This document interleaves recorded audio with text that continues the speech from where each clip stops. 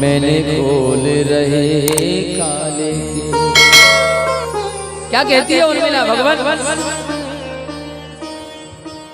उर्मिला कहती है, नाथ प्यासे गए पिया,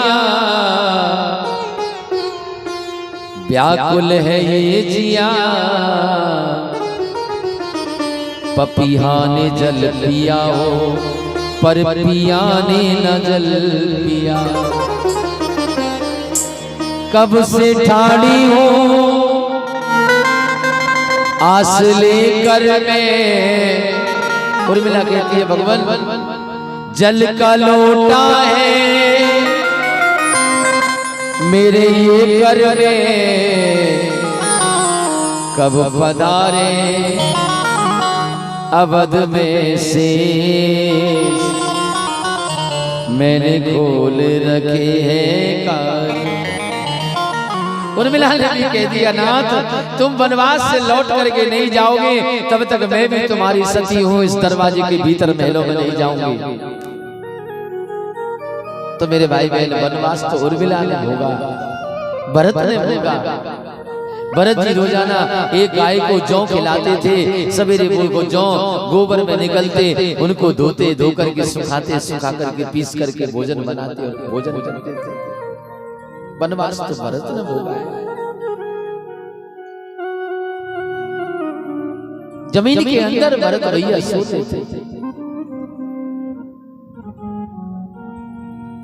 राम जी वनवास की यात्रा कर रहे हैं, अगस्त मुनि के आश्रम पर गए और वहां से अनुसुईया के आश्रम पर गए और आगे चलकर पंचवटी में वास किया है।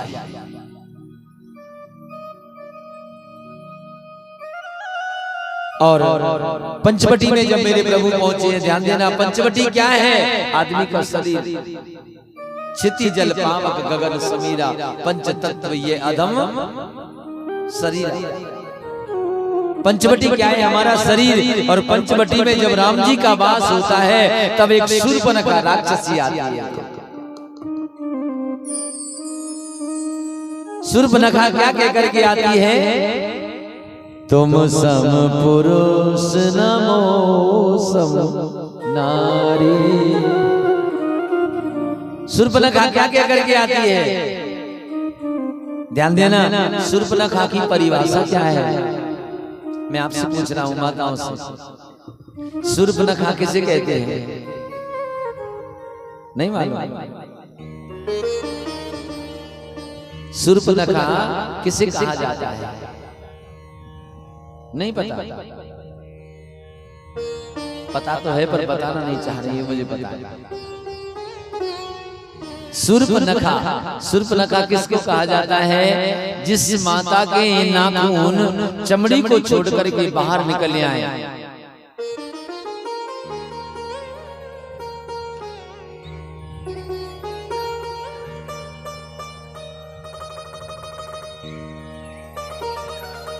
मैं नहीं कह रहा, ये पुराण कह रहा है। जिसके नाखून चमड़ी को छोड़ करके बाहर नजर आने लगे उनका नाम। अब आप लोग बोल लो क्या बिगड़ रहा है? नाखून मत देखो, वो तो कोई बात नहीं, आज कट जाएंगे, इसका मुझे कोई फर्क नहीं पड़ने वाला। तो शूर्पणखा किसे कहा है? ध्यान देना, नाखून चमड़ी से आगे नहीं निकलना चाहिए। चमड़ी के बराबर में नाखून रहे तो शोभा होती है, और चमड़ी से बाहर अगर नाखून निकल आए तो फिर चिंता होती है, टूट नहीं जाए।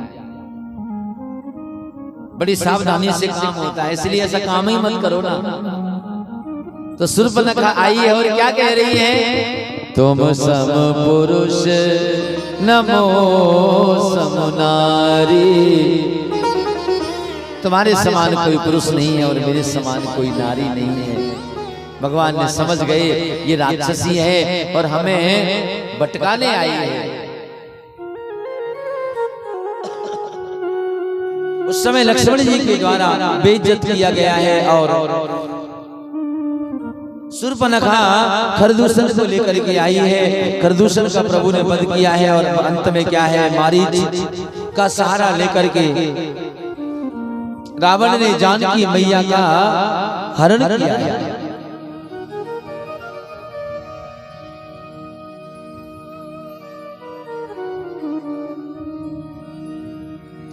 और हरण करने के बाद जानकी मैया को लेकर के अशोक वाटिका में ले जाकर के जानकी मैया को रखा है। अब राम जी लीला कर रहे हैं। ध्यान देना, राम कथा 3 चरणों में चलती है। राम कथा 3 चरणों में चलती है। पहला चरण बाल्य अवस्था, दूसरा चरण कर्म योग और तीसरा चरण धर्म योग। 3 योग है रामचरितमानस के, और तीनों योग 3-3 दिन चलते हैं, तब जाकर के 9 दिन में राम कथा का पूर्ण विश्राम हो पाता है। 9 दिवस चाहिए। एक दिन तो राम कथा में, एक दिन तो वंदना करने में लग जाता है। तुलसीदास जी ने इतनी वंदना की है, मूर्खों की वंदना, राक्षसों की वंदना, असज्जनों की चरण वंदना, पता नहीं किस किस की वंदना, सबकी वंदना किया है। आज जानकी मैया का हरण करके ले गए हैं।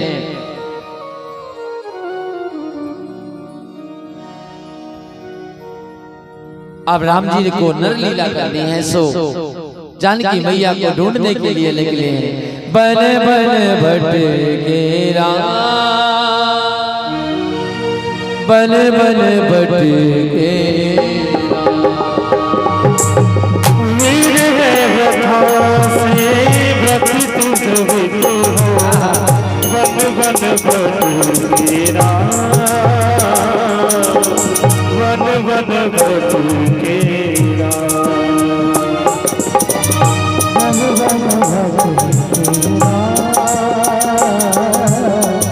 बन बन भटके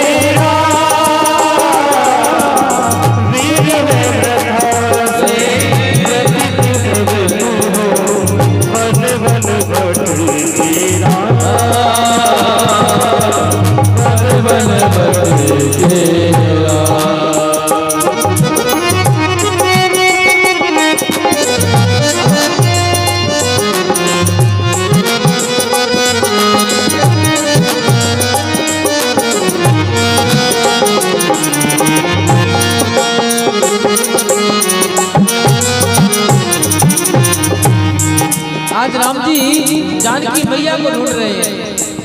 पेड़ों से पूछा, वृक्षों से पूछा, लताओं से पूछा, पत्तों से पूछा, आगे चलते चलते चलते चलते चलते और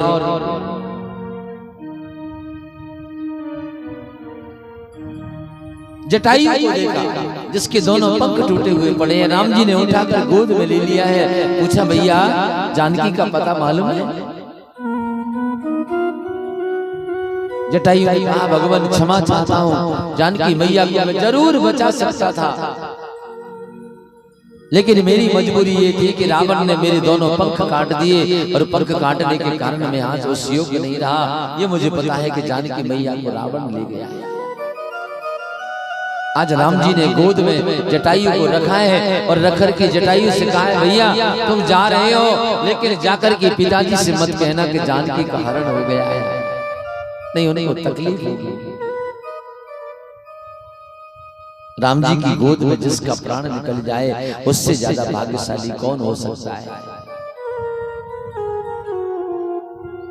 कौन ज्यादा उससे भाग्यशाली बन सकता है? आज जटायु का अंतिम संस्कार किया है, और संस्कार करने के बाद आगे चले हैं सबरी के आश्रम पधारे।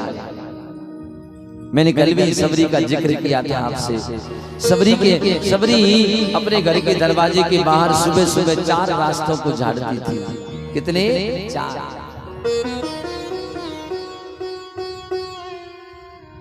चारों दिशाओं में सबरी झाड़ू लगाती थी और चारों दिशाओं में जब सबरी झाड़ू लगाती थी और ये सोच करके लगाती थी कि न जाने कौन सी गली से मेरे राम आ जाए। आज भी ये परंपरा बनी रहनी चाहिए। सवेरे सवेरे उठ करके और अपने घर के दरवाजे के बाहर कम से कम चारों दिशाएं नहीं झाड़ सके पर 4 झाड़ू अलग अलग दिशाओं में जरूर लगाए। राम जी आज पहुंचे हैं। राम जी को सबरी ने जंगली फलों का भोग लगाया। सुखदेव स्वामी निवेदन करते हैं,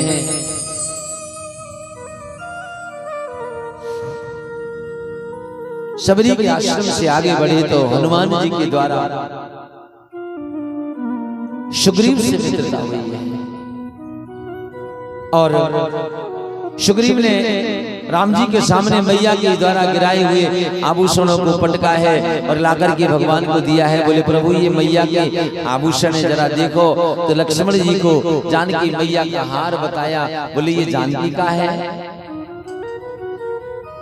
देवर कैसा होना चाहिए ये रामायण बताया। जानकी मैया का जब हार बताया तो लक्ष्मण जी ने जवाब दिया, भैया नाम जानामि केयूरे नाम जानामि कुंडले नूपुरे त्वां जानामि नित्य पादा विवंदना। आज जवाब दिया है लक्ष्मण ने। बोले भैया मैंने मैया का मुंह नहीं देखा तो हार कैसे बताऊंगा कि ये मैया का है। मैया का मुख नहीं देखा मैंने। देवर कैसा हो, लक्ष्मण के जैसा।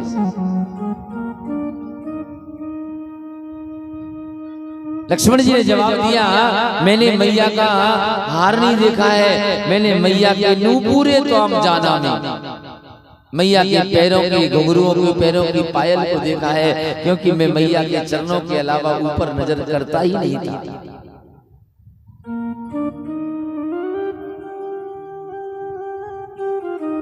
बाली का उद्धार किया है प्रभु ने वहां और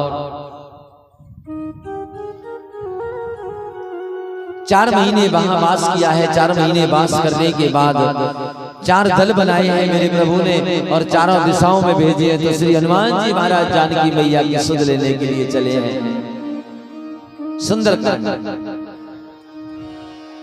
सुंदरकांड का पूरा जो अर्थ है वो 1 चौपाई में है, इसलिए इसका नाम सुंदरकांड है। सुंदरकांड का नाम सुंदरकांड क्यों है? 1 चौपाई में अर्थ छुपा है सुंदरकांड का कि जामवंत के बचन सुहाए सुने हनुमंत हृदय अति पाए। इसी चौपाई में पूरे सुंदरकांड का अर्थ है। चौपाई क्या कहती है कि जहां बड़ों की बात को सुन करके छोटों को अच्छा लगे। बड़ों ने कोई बात कही और वो बात छोटों को उसको उनके मन को भाए, उसी का नाम सुंदर है। जामवंत ने कहा और हनुमान जी को अच्छा लगा। जामवंत के बचन सुहाए सुनी हनुमंत हृदय अति पाए। बस यहाँ से सुंदरकांड शुरू हुआ है और यहीं से सुंदरकांड पूरा हो गया। श्री हनुमान जी महाराज चले हैं और जाकर के जानकी मैया की सुध लेकर के आए।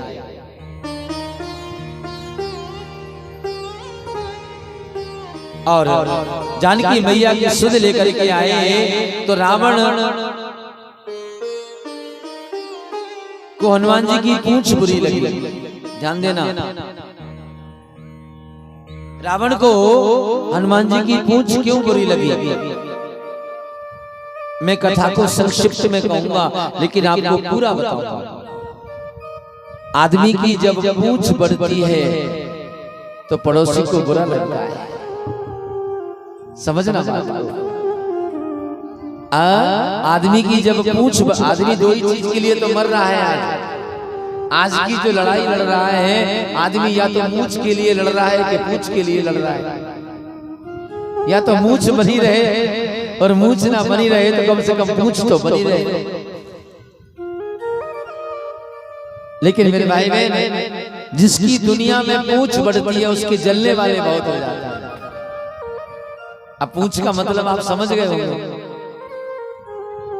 पूंछ का मतलब ये नहीं कि पीठ के पीछे एक दो मीटर की लटकी हुई हो ना। पूंछ जिसकी बढ़ती जाती है जलने वाले उतने ही खड़े होते चले जाते हैं।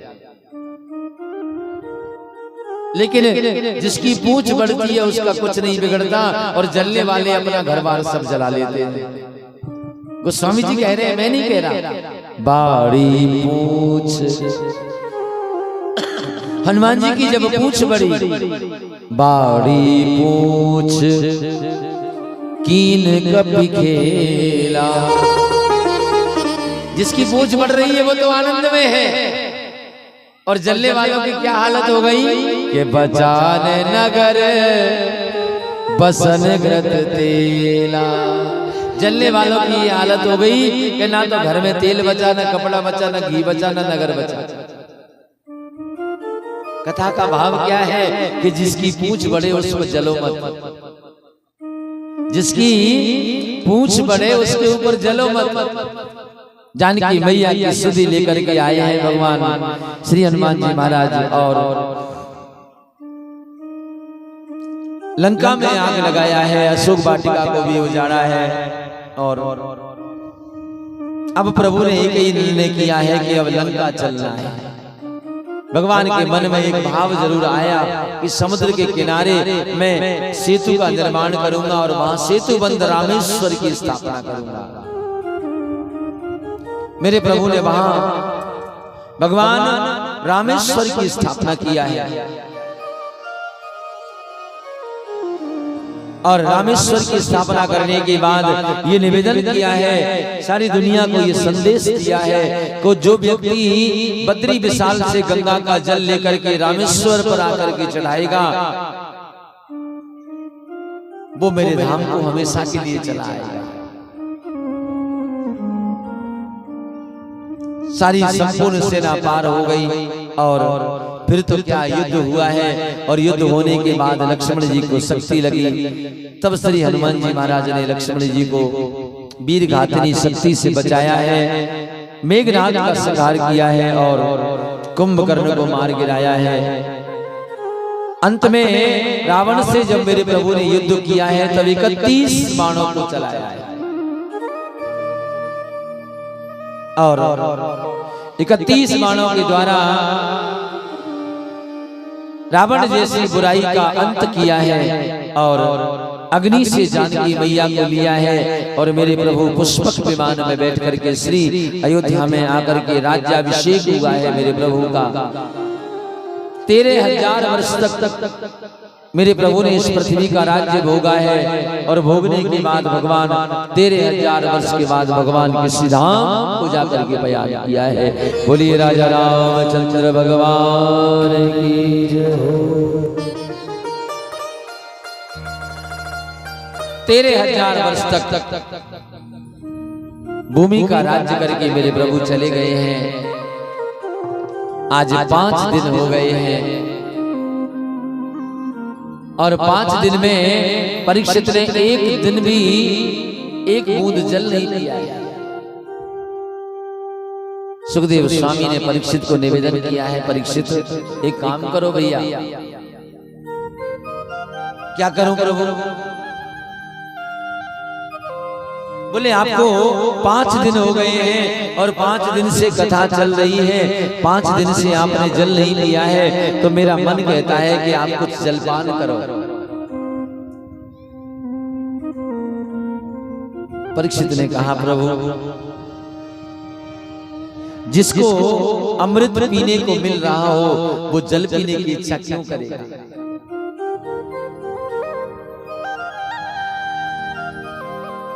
जिसको अमृत पीने को मिल रहा हो, अमृत में ही वाणी जो मिल रही हो, वो केवल जल को पीने की इच्छा क्यों करेगा? मेरे भाई मैंने आपको पहले दिन ही कहा था, मुझे आपका जो निर्णय था बहुत अच्छा लगा कि महाराज विश्राम नाम की कोई चीज नहीं होनी चाहिए। वास्तव में सही बात है। 4 घंटे की 4.5 घंटे की कथा करो और उसमें भी आधा घंटे पौन घंटे का विश्राम करो। कोई चाय पी रहा है, कोई पाउच खा रहा है, कोई कुछ कर रहा है, कोई कुछ कर रहा है, क्या लेना देना इन सब चीजों से? और किस बात का विश्राम? विश्राम तो तब हो जब कोई परेशानी हो, और विश्राम तो अगर विश्राम ही करना है तो अच्छा सा भोजन करके फिर पंखे कूलर की हवा में घर में ही विश्राम होता, उससे अच्छा विश्राम का होता। इसलिए तो कहा है, दुनिया का बन कर देख लिया, गए देख लिया, ओ मेरे राम का बन कर देख जरा। सभी गाइए,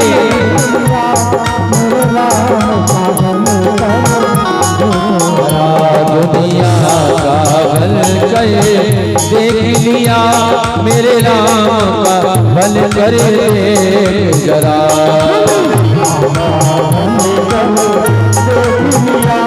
सभी गाइए, दुनिया का बन कर देख लिया,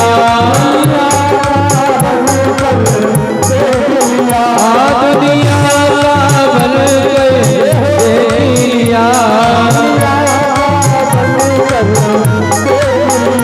मेरे राम का बन कर देख जरा।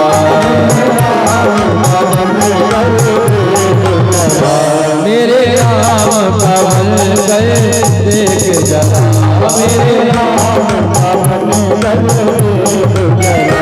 राधा नाम में कितनी ताकत है, राधा नाम में कितनी ताकत है, इस नाम पे चल कर जरा। हरि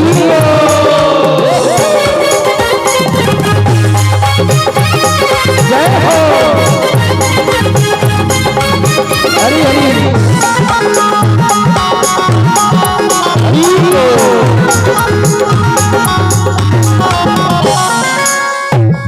दुनिया के चक्कर में फंस कर,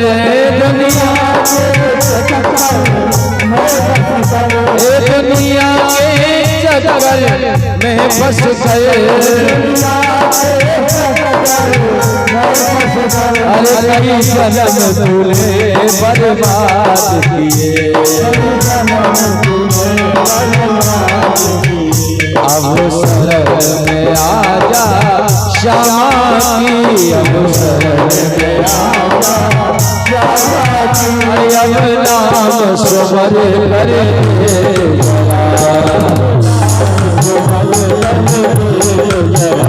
दुनिया का बन कर देख लिया, तेरे नाम का बन गए एक जरा।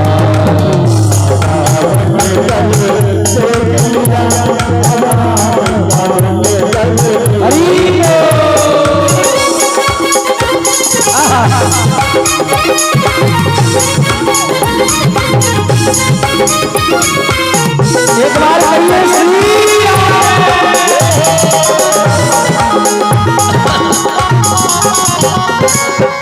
राधा नाम में कितनी मस्ती है, एक बार कहिए श्री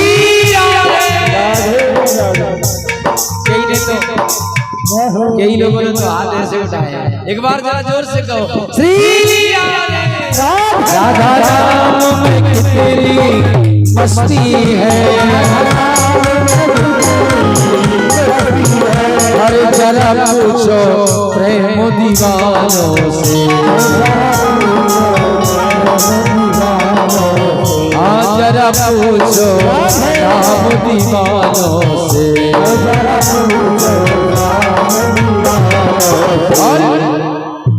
इस प्रेम के प्याले को पी ले, इस प्रेम के प्याले को प्राणी, इस प्रेम के प्याले हर चूमी कर ले तो जरा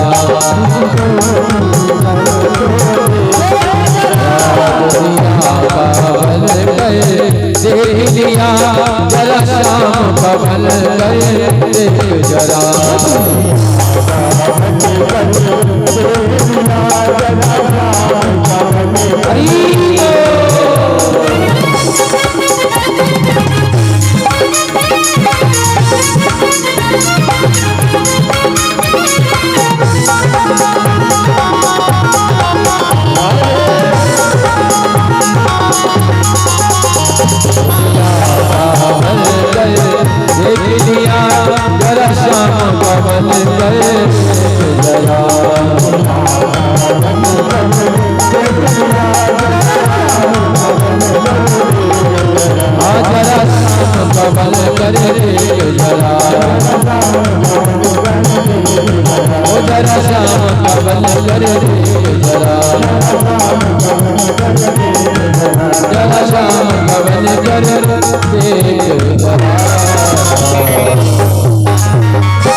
बोलिए राधा रमण दरबार की। राधा नाम में कितनी शक्ति है।